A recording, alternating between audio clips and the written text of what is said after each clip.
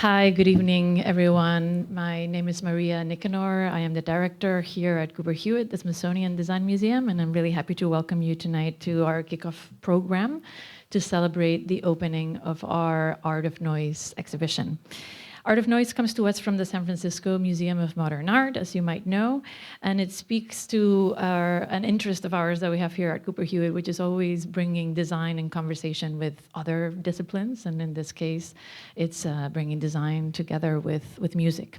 So it's a show that is curated by my colleague Joseph Becker, who is here with us tonight. He's the curator of architecture and design at SFMOMA, who brilliantly conceived of this exhibition for the San Francisco version, also for its version here in New York. Here at Cooper Hewitt, Joseph worked on the show with support from my colleague Cynthia Trope, who's here with us as well, our own associate curator of product design and decorative arts. When you experience the exhibition upstairs, hopefully after the talk today, you'll recognize hundreds of pieces from your own experience, from phonographs to posters, vinyl covers, digital music players. All of them have shaped our experience of music and sound over a whole entire century. So you'll get a wonderful walkthrough through this sort of like music history and music of technology, history of technology as well. Many of the objects, I'm proud to say, come from Cooper Hewitt's own collection, which we always love to show off, so it was a great opportunity to also do that. And when Joseph conceived of the show, which we'll hear a little bit more about tonight, he conceived it together with Devon Turnbull's Listening Room, which hopefully you'll also get to listen. The show and the Listening Room are one and all together and go together in the experience that Joseph curated. And it's a space that we are activating throughout the run of the show with active listening experiences. There's operators and DJs who are coming to play music in a very special environment that I hope you get to experience upstairs as well. So you'll see that together, the exhibition and the listening room are statements about craft, about technology, about listening, about slowing down. They're about precision, about patience. There's a lot packed in there as well, but it's ultimately also about what it means to make something with intention, to be able to experience music and sound. But there's no better way to understand the intention behind the show than to hear it from Joseph himself tonight, who will be in conversation with Gary Hustwit. Welcome, Gary. We're very happy to have you here as well. And here to introduce Joseph and Gary is my colleague Alexandra Hotkowski, who is our curator of public programs here at Cooper Hewitt. Thank you.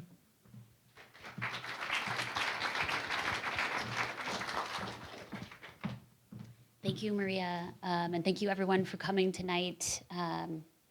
We are here to celebrate art of noise and in general music and the many ways that design and designers have shaped the way we experience music across time. Before I introduce our two brilliant guests this evening who will help us get to know the exhibition through their own work and perspectives, I wanted to read aloud a bit of an Art of Noise mantra that we've been centering in the planning of the programs for the exhibition, just to situate us here tonight. So here we go. Music is storytelling.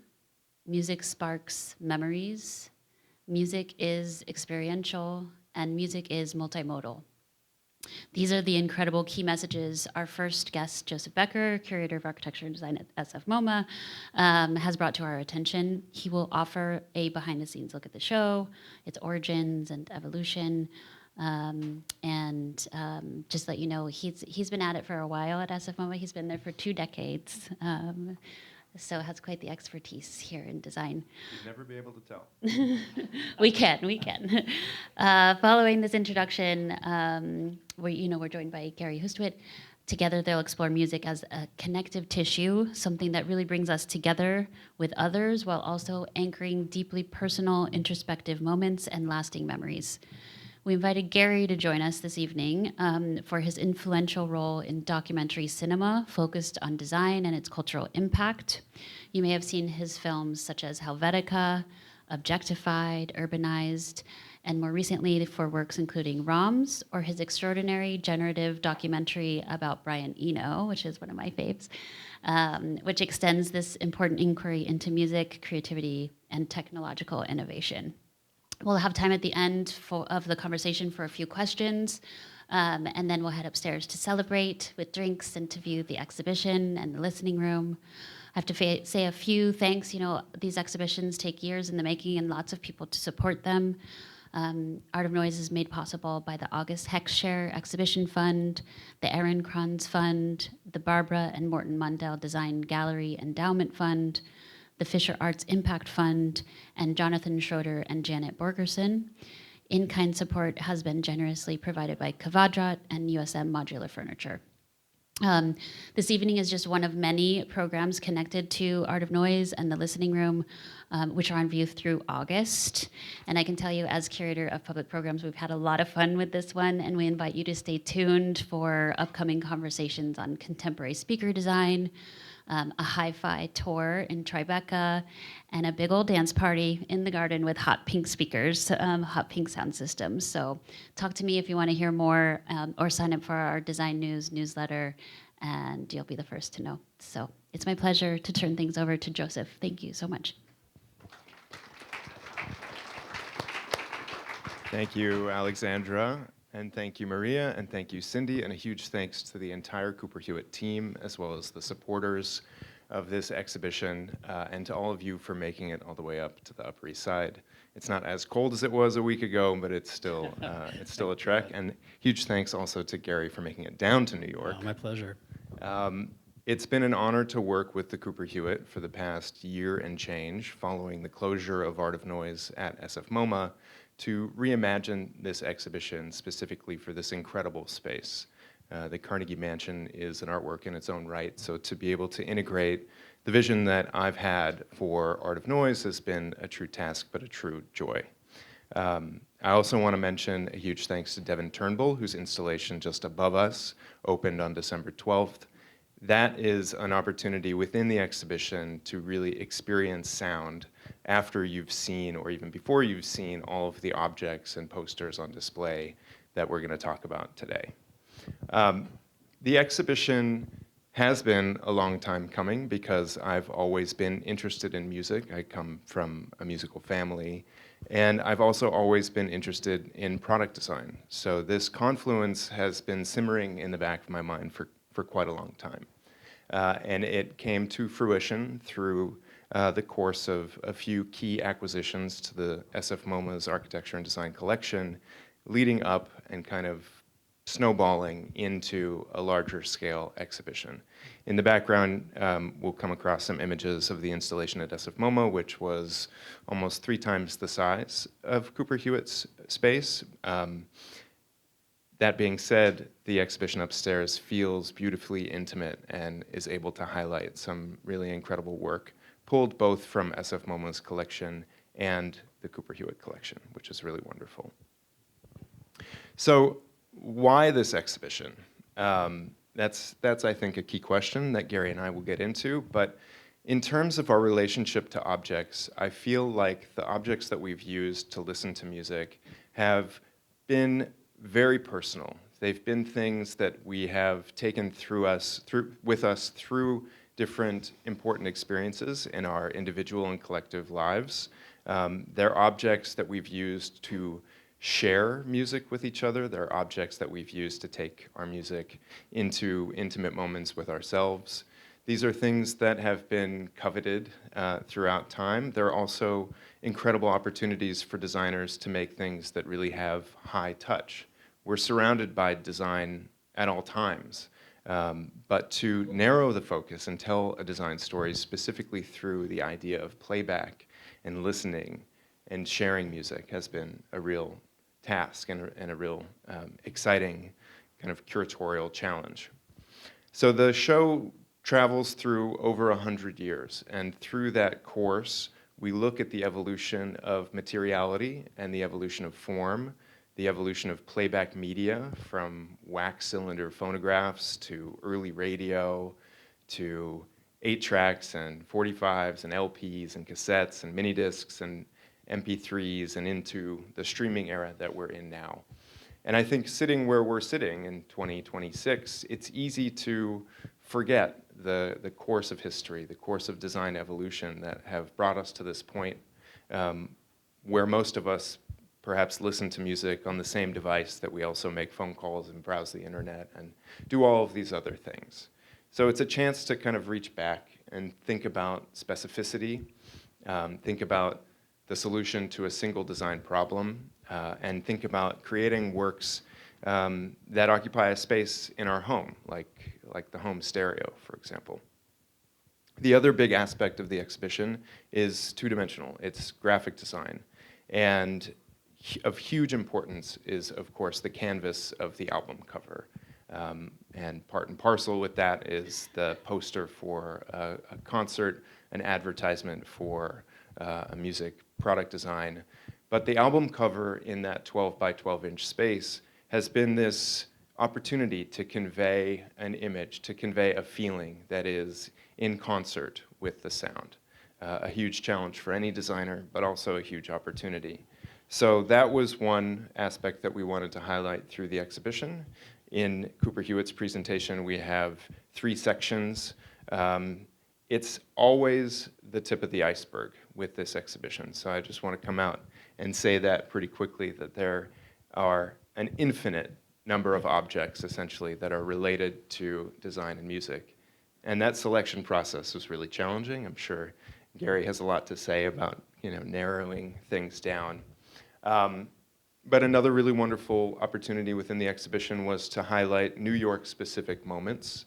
And as you'll see when you go upstairs, there's a display dedicated to 5 different genres of music that emerged through New York's scenes, including folk revival and salsa music and disco and new wave and punk music and hip hop. All of these things really form the fabric of New York's musical history.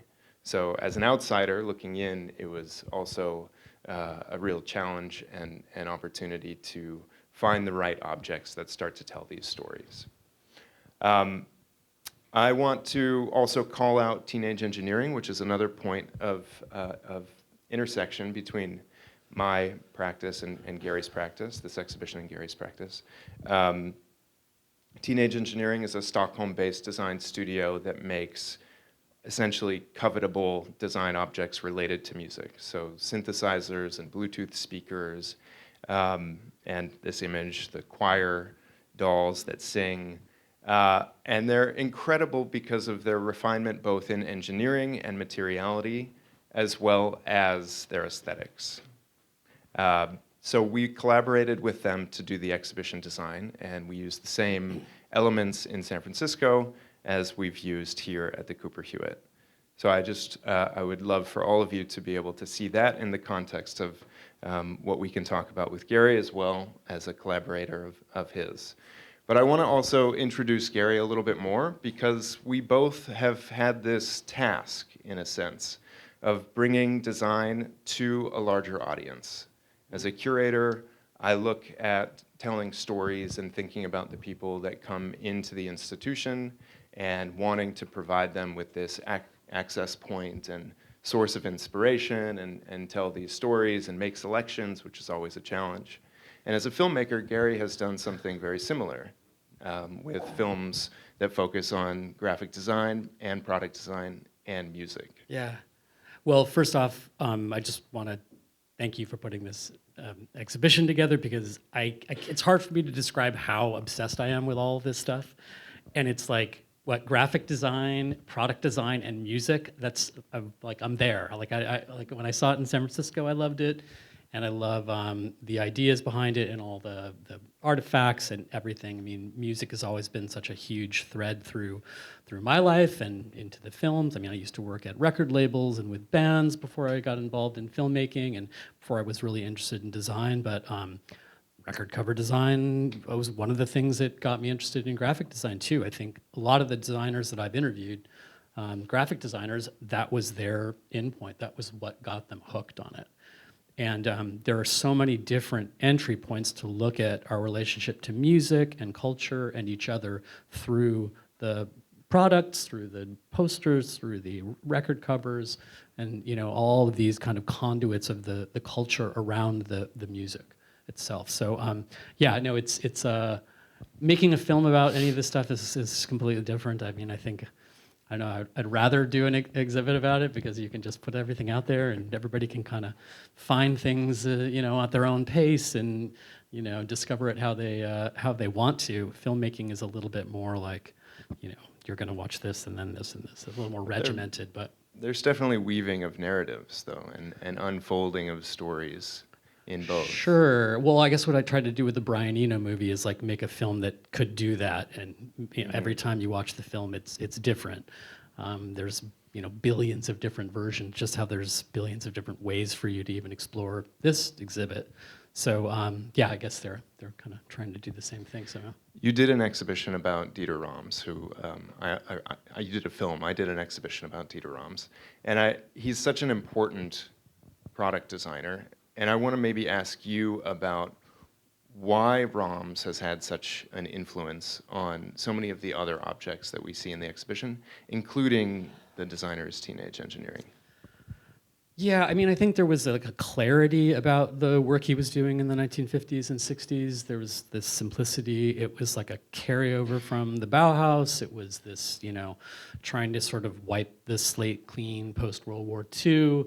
And those objects from 1959 and 1960s still, they're in the exhibit. They still look like the future. And they've influenced so many other designers and going back to them. But what's funny is even those designs, a lot of them were inspired by music. The design team at Brown, they were all jazz heads. They would be going to like jazz clubs in Frankfurt and listening to US Armed Forces radio. And they just wanted to have better speakers and better systems. So they were making them really kind of for selfish. Yeah, I mean, for Brown themselves, yeah. never made any money off the the stereo systems. Yeah. But the engineers kept like, yes, we got to keep innovating on this stuff. I think that's a sign of a talented product designer, that they're making something that they want. They're trying to fill a gap that doesn't 100%. exist. And Rams, when I made the film about him, in 2018, he's still playing his wall unit, that there's one of here in the unit two, in the exhibit 2, and he's still listening to his jazz records. He has like maybe 12 records. I think that's all he listens to. I don't think he's like, they're all like he is the less is more guy. Or something. So it's pretty much like it's a very curated selection, and he doesn't really care. That's all he wants to listen to. There's such interesting intersections between the different brand stories that are also in the exhibition. So you have Braun's,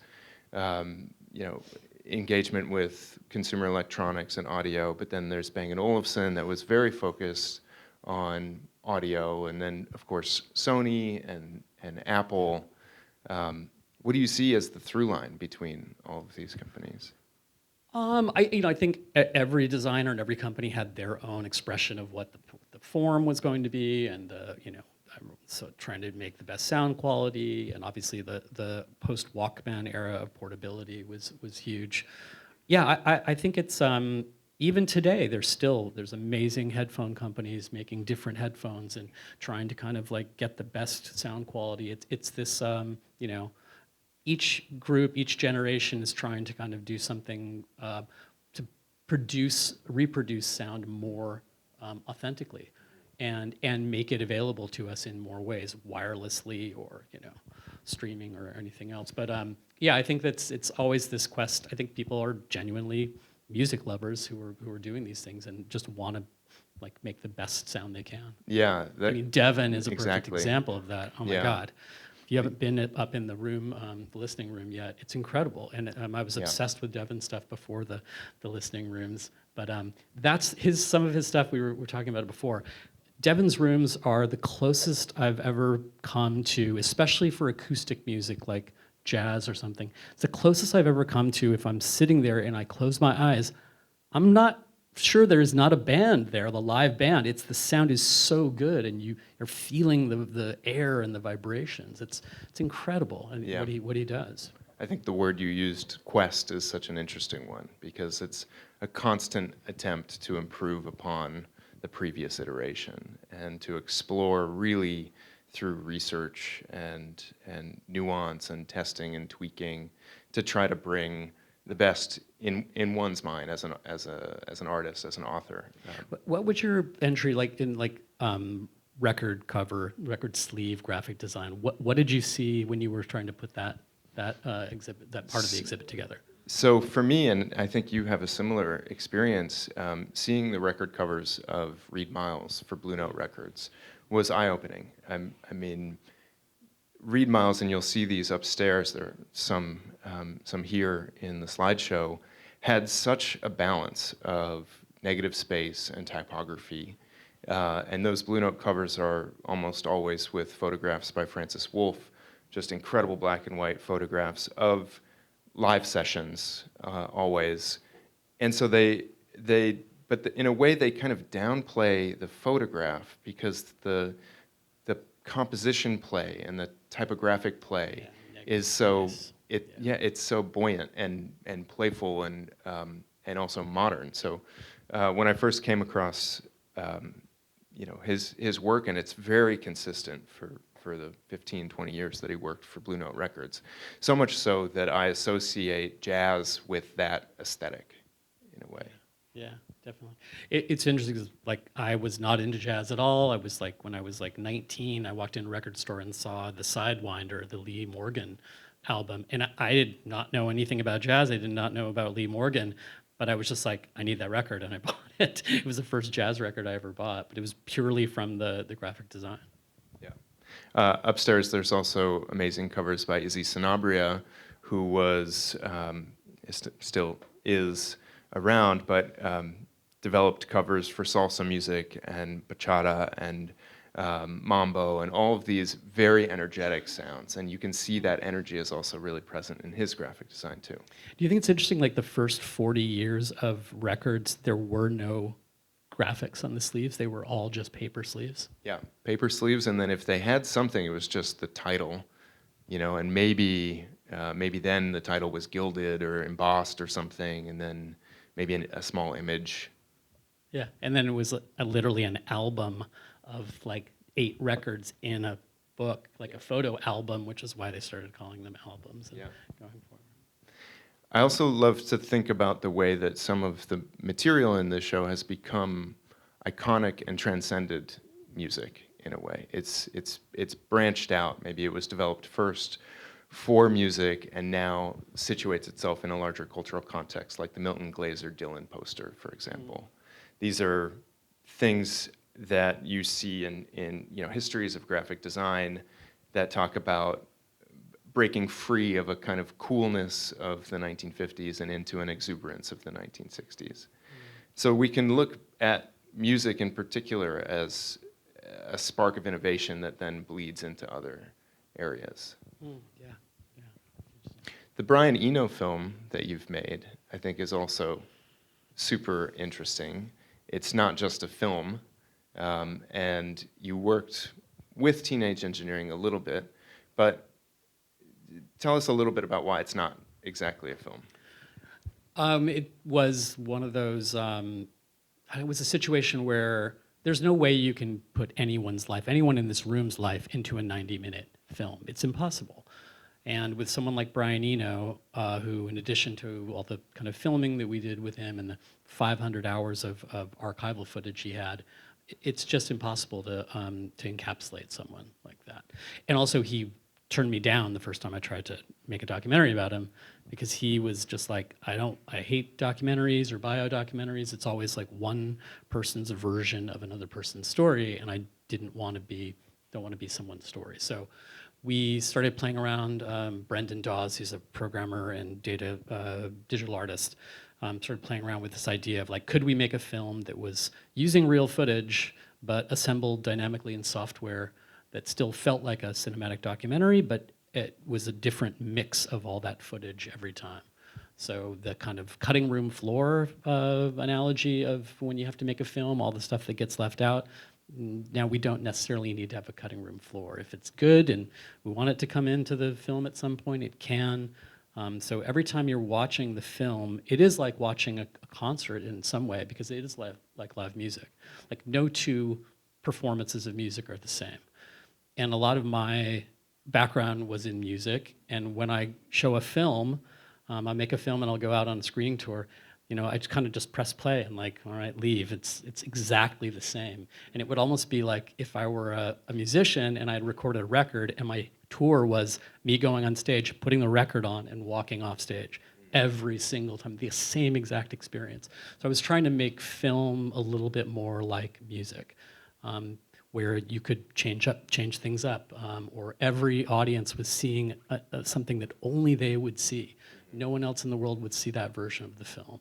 So, and who better? I mean, Brian Eno, for those of you who know who he is, I mean, he's the perfect subject matter for that because he's always been pushing the boundaries of music and creativity and technology. And, pioneer of ambient music, really thinking spatially, atmospherically about what sound can do. Transformative. And I'm going to spend a whole afternoon of his music in the listening room on March 28th. Amazing. Come back and listen in. It'll be fun. Yeah.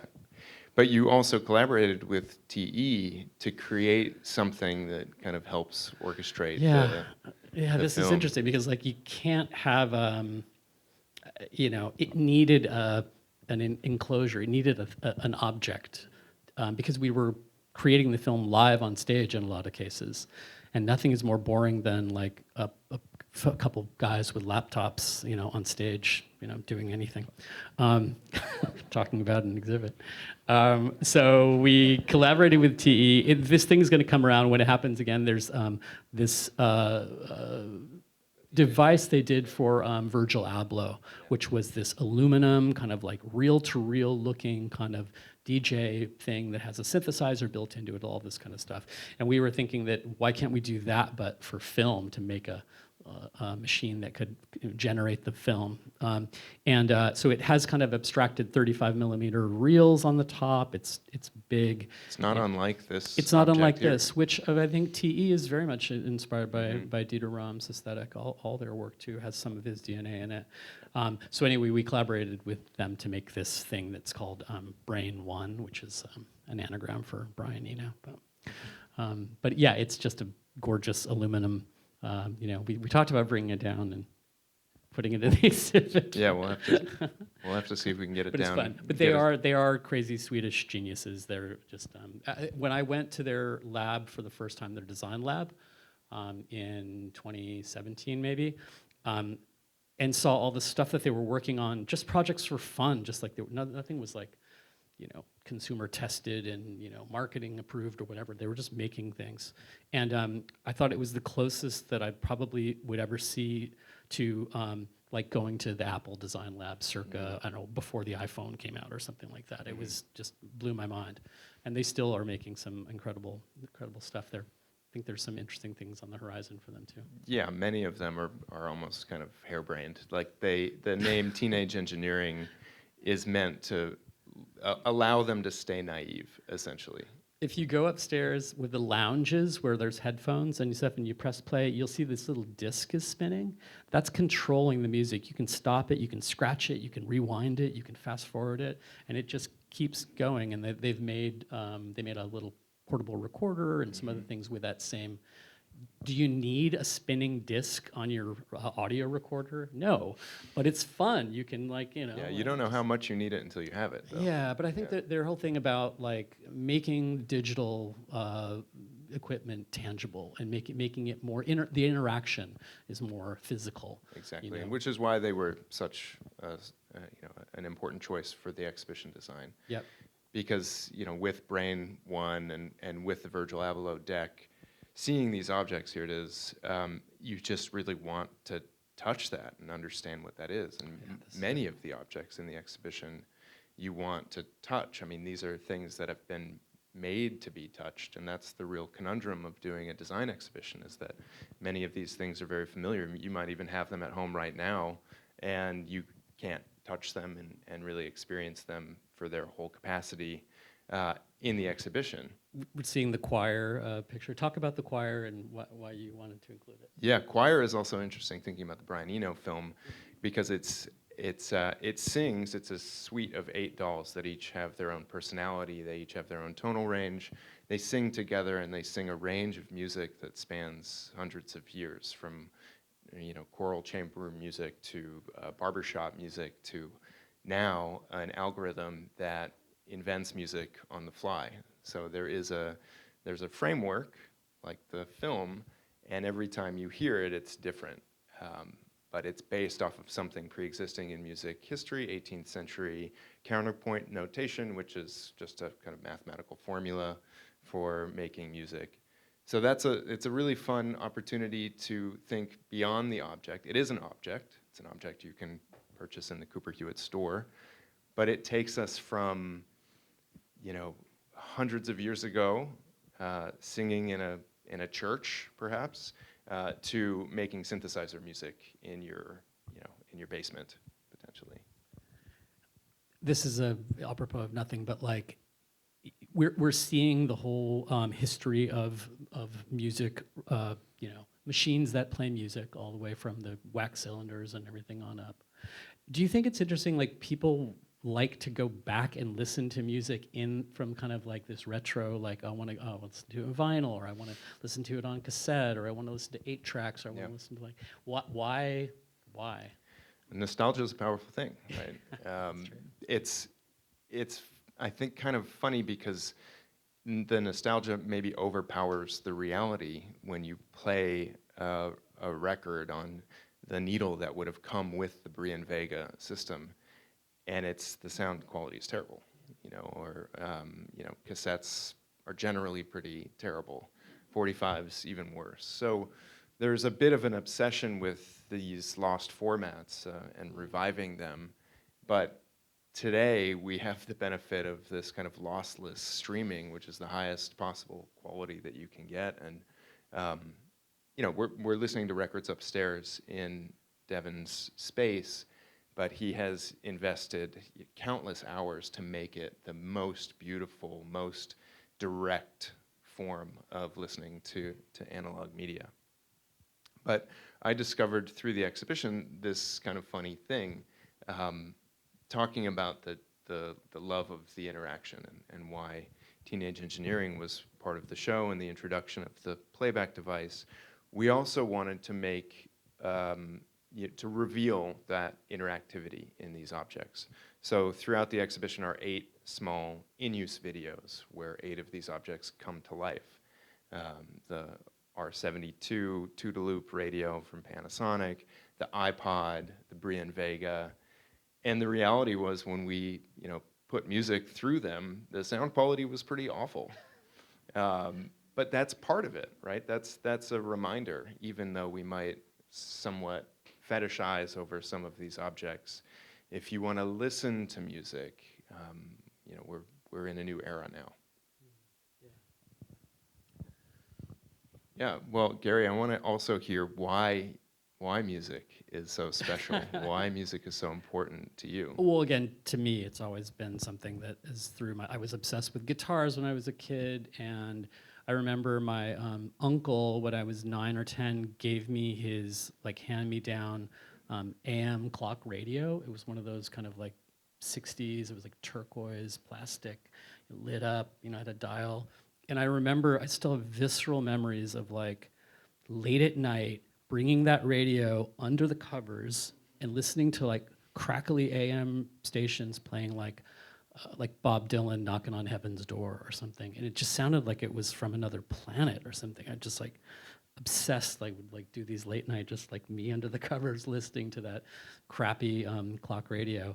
But it's through into bands and being into bands and working with bands, and music has always been this thread in everything that I've done. It's probably why I got interested in graphic design through record covers, and then working with bands and labels and things.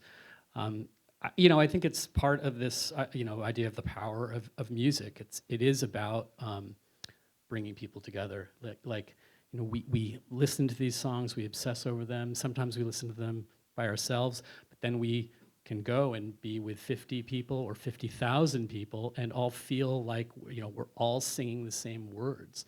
You're synchronized with something. You're feeling like you're part of a bigger thing, and that's, I think, something that human beings have always wanted, that feeling of togetherness, and music is one of the things that does that. Yeah, it's completely universal and powerful and poetic and intimate and expansive, and That's why I've wanted to do this exhibition. It's why you've done your films, and Yeah, I would go even deeper though. I would say that music and songs are really responsible for human civilization, because for tens of thousands of years we were an oral tradition. We told stories to pass down that knowledge and pass down information, and those stories weren't like, yeah, I went down to the creek and I saw a buffalo, and yeah, it was pretty.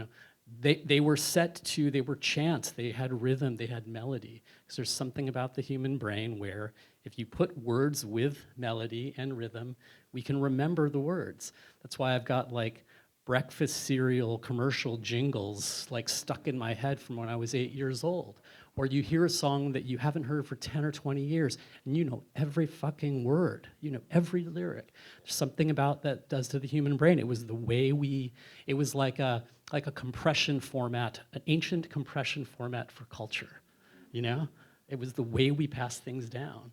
And then when recorded music comes, now it has all these other, meanings and different resonance. So I think it's really something that I do think it is responsible for us having a human culture. Yeah, incredibly powerful. I've been listening to this podcast series on Felakuti by Jad Abumrad, and the power, all of these ideas of the power of music as oral tradition, as civilization making, and the things that bind us together. But it can be. And it can be poetic, but it can also be political, and it can also be a way to broadcast a message broadly. And the power of music really just can't be overstated. It's so significant, and so almost all of these objects and pieces of graphic design are so tiny compared to the power of music. Yeah, but they're part of its culture. They're part of the expression of it. There is a link between all these things, which is why the exhibit is so amazing. Well, I want to save a little time for questions. Alexandra's got a microphone. We have a few minutes, and I also want to make sure that we have enough time to see the show, have a glass of wine, peek into the listening room. Thank you, Gary. Thank you so much. Thank you, Joseph.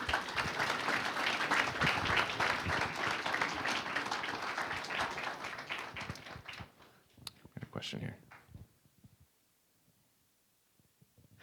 Hi. It can feel difficult to be nostalgic today about music because it feels now like a lot of the companies who are making either or distributing music or devices, we have politicized opinions on whether they're exploitative or which one's good, which one's bad.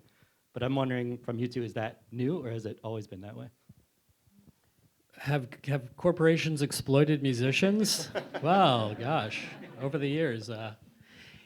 Yeah, I think they've always screwed the artists over, basically. I mean, whether it's digitally or taking their publishing rights, when they signed a record deal in the 40s and 50s and all these things. I mean, capitalism, Yeah. The opportunity today is that you can circumvent that, potentially. You can make your own music. You can distribute it online on your own. The power of the larger corporation is potentially diminished, I think, today. I would hope. Another question? Oh, no, she was funny. I haven't seen the exhibition, so I'm speaking from 100% ignorance. But one of the things that occurred to me while you were speaking that it jumped right out of me is the technology of listening to music in the car. We just had an amazing sidebar upstairs in the show. There's a T52 Braun radio that Dieter Rams designed that was designed before cars had radios. And this is an object that Gary has in his personal collection, and it's something that you essentially inserted into the dashboard, and when you parked your car, you could take away with you. Yeah, it's a dock that the radio slides into under the dash and then connects to power and speakers. And then, when you park the car to go on your picnic or whatever, you pull the radio out and then go take it. Got a built-in handle. Yeah, 1959, 1960. So cool. Yeah. Yeah, that is a big part of like how music, what changed in music, probably 1950s and 1960s. road trips with music. I mean, they're intrinsically linked now. Yeah, it also points to an important story in the exhibition of independence and being able to listen to music on your own differently than just the home cabinet stereo radio. And it's a generational gap too. So maybe as a kid, you can finally listen to music that's different from the music of your parents' generation. Or if you're in your car, you can turn it up really loud where you can't do that at home. So it's that new space of a new experience of listening to music. Hi. How will the way we listen to music change in the next 10 years? That's a good question. Any futurists out there? Well, everything keeps getting smaller too, which is interesting. Upstairs we have the AirPods, which are so ubiquitous today, and they're these tiny things that sit inside your ear. And I don't know, are we approaching a neural net where there's a device in your brain that does everything, including play music? I hope not. Because I think like post-COVID, where we kind of hit this point of like not going out and experiencing live music together, I think it's definitely having a resurgence. And the idea, I hope. I definitely have seen more live music and of all genres in the past, 2-3 years, and I hope that is more of a trend. Like all the different ways you can experience live music, I think are just there's no substitute for it. There's no substitute for going and seeing a great band or a great performer and just being in the moment with other people and experiencing that together. So if you haven't gone and seen any live music or haven't seen enough, I would heartily suggest doing it. It's something. It's good for your soul to do that. So I hope that's the trend. In 10 years, we're seeing much more live performance because the technology to make music and distribute music is definitely more accessible. So you would hope that would spur more talent and more people getting involved in it and in creating in music. In a way, one of the takeaways I want for visitors to have from this show is that they need to listen to more music. And that could be live or it could be recorded, but a reminder of music's potency and power. Walk us through a little bit about your research for the New York Flyers section. You haven't talked about that a little bit, but it's a special Cooper Hewitt selection. Yeah, of course. I mean, New York is such an important city for the emergence of different musical genres, a site for bands from around the world touring, venues that have rich history, some that expand beyond just music culture and become cultural icons in their own right, like Studio 54, for example, or CBGB. So it felt like a real challenge. I've lived in California my whole life. I'm coming in as a bit of an interloper and wanting to make sure that the works in the exhibition are indicative of all of these different things. And, I can hide a little bit behind the tip of the iceberg. Only so many things can fit in the exhibition, right? But finding the right things was a real exciting journey, essentially. Finding collectors, finding a few vendors that collect ephemera for flyers, finding designers, and just putting together what felt like a good cross-section. So the album covers are all New York designers.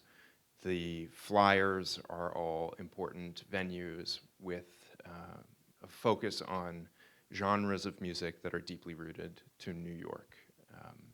But there are so many more things that I would have loved to have included. I think we have time for one or two more.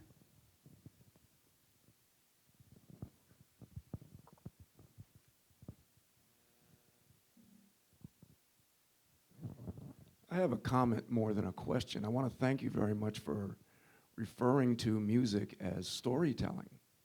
I've always been of the mind. I mean, as a teenager, you listen to music and it's like, I have a broken heart, I have friends, I'm happy, I'm confused. But as I got older, I realized that going back through every culture, every tribe, every history, it's about drought or famine or joy or war. And that's how we've passed down our histories. And I think that's crucial from the 60s when we did protest music to today. So thank you for that.